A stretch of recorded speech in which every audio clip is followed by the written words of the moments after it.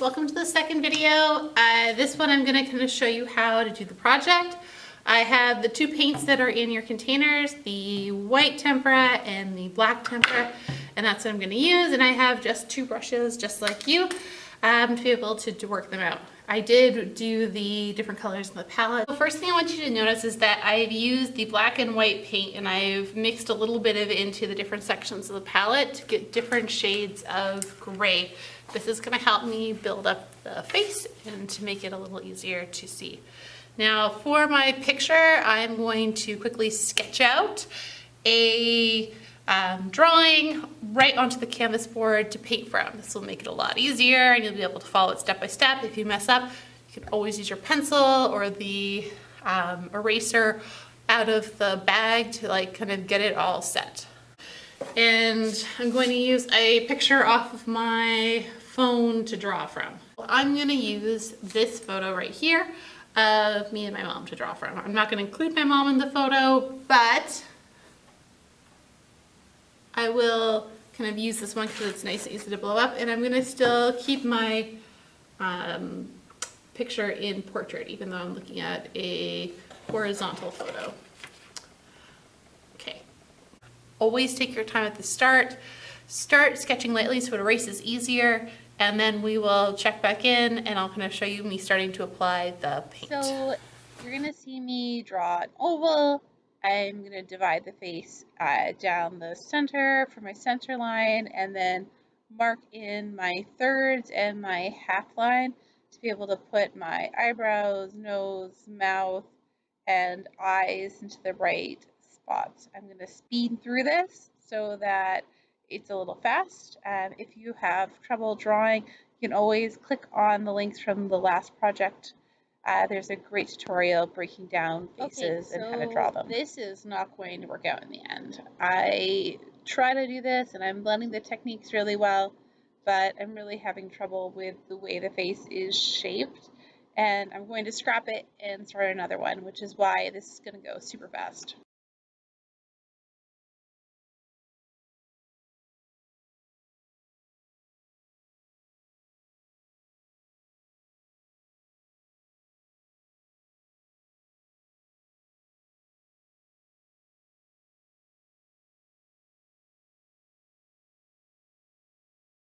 So I redrew my picture because I did not like it, and part of that's because it was like a 3/4 picture, and I've switched to doing a face shot. Generally, if it's forward facing, it's just a little easier to see and to do the details, and so that's what I'm going to try to do. First thing you're going to do is you're going to kind of choose a base tone for your skin, which is going to be a lighter gray. And I'm going to start out by just brushing that around.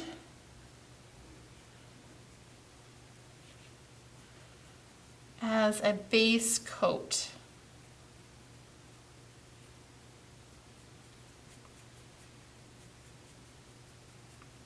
Wait, before I go much further, I forgot to erase the guidelines, and you should definitely erase the guidelines before you start painting.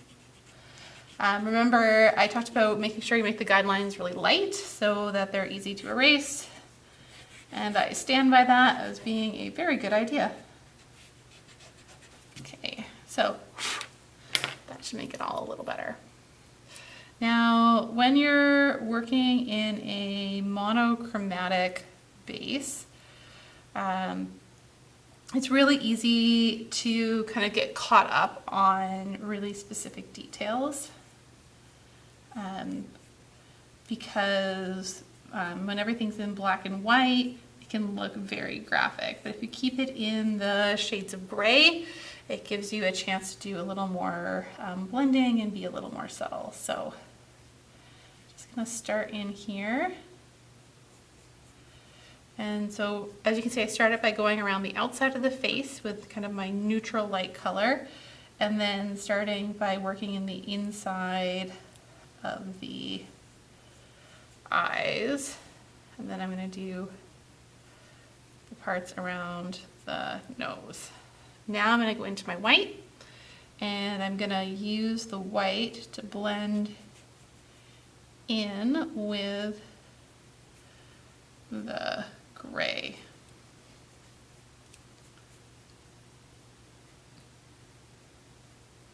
Now this white is not very opaque and it's not going to show up in a big way. You won't be able to use it to get like a great highlight the way you would like a piece of chalk, or the way you could if it was an acrylic paint.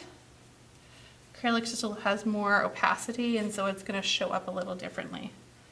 I'm going to quick go over the teeth in this kind of dull white. And now I'm going to go into my next darker gray to start building in some more of my shapes. So I'm going to use that color on my lips. Now at this point I'm going to switch over to the smaller brush just because I want to do a little more detail work. The nice thing about working with tempera is that it's very washable and you can always kind of clean things up with a Q-tip or a wet brush and just take off something that you're unhappy with. So like here, my lip is a little bigger than I would like, so I'm just going to use my finger and just kind of wipe off a little of the excess. Okay, going in with the same tone, I'm going to use that inside my ear a little more.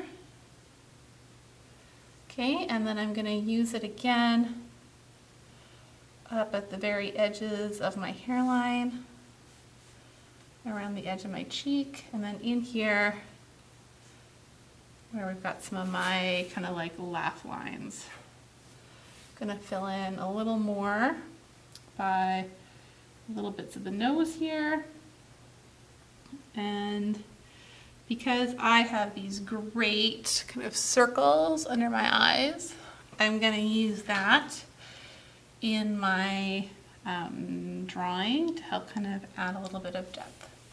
I'm going to go now to my third darker tone, and I'm going to go in and do my lids.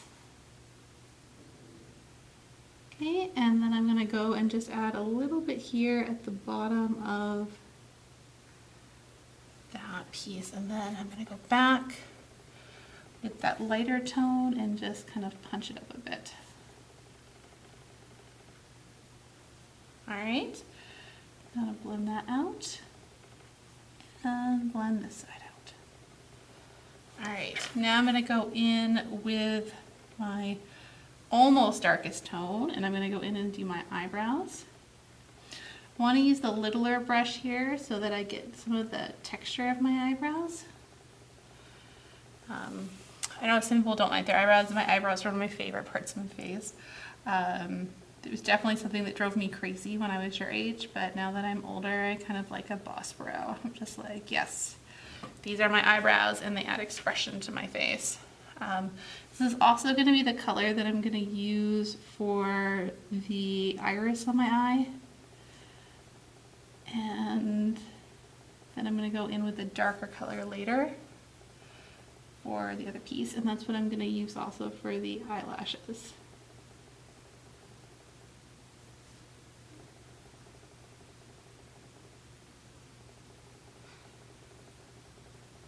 If at some point you kind of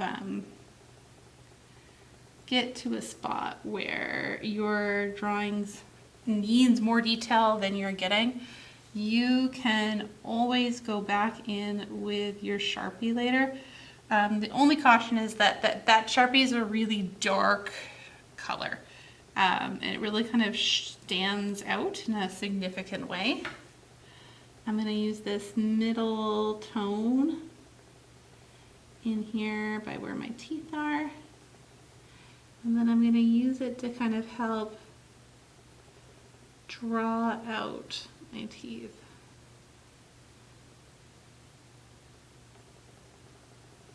Okay.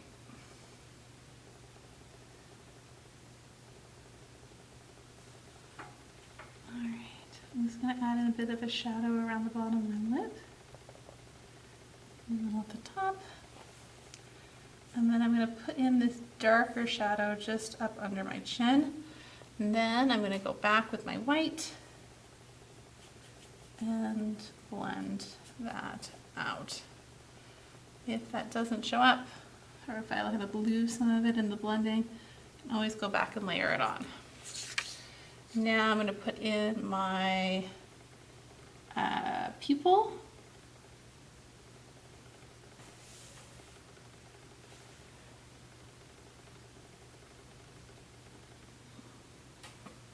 Nice.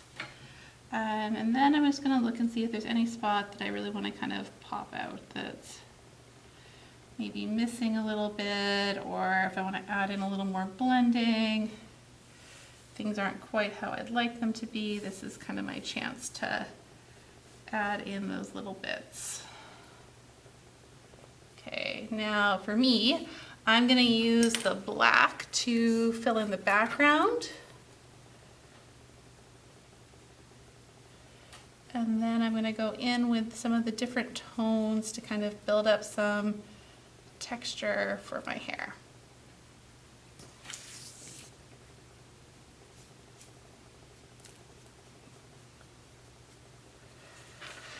So with the smaller brush, I'm going to go in and I'm just going to add in a couple little streaky lines to build up some of my hair texture.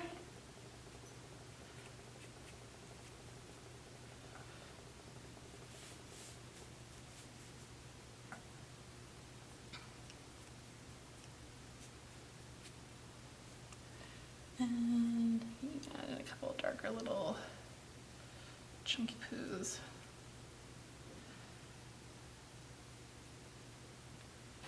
And there you go. My self-portrait. I hope that that's instructional enough and you're able to follow it. Things to keep in mind, you don't need to do a portrait that is trying to be realistic. You could choose something more cartoon or in a more painterly way. And you could also choose an object to represent you.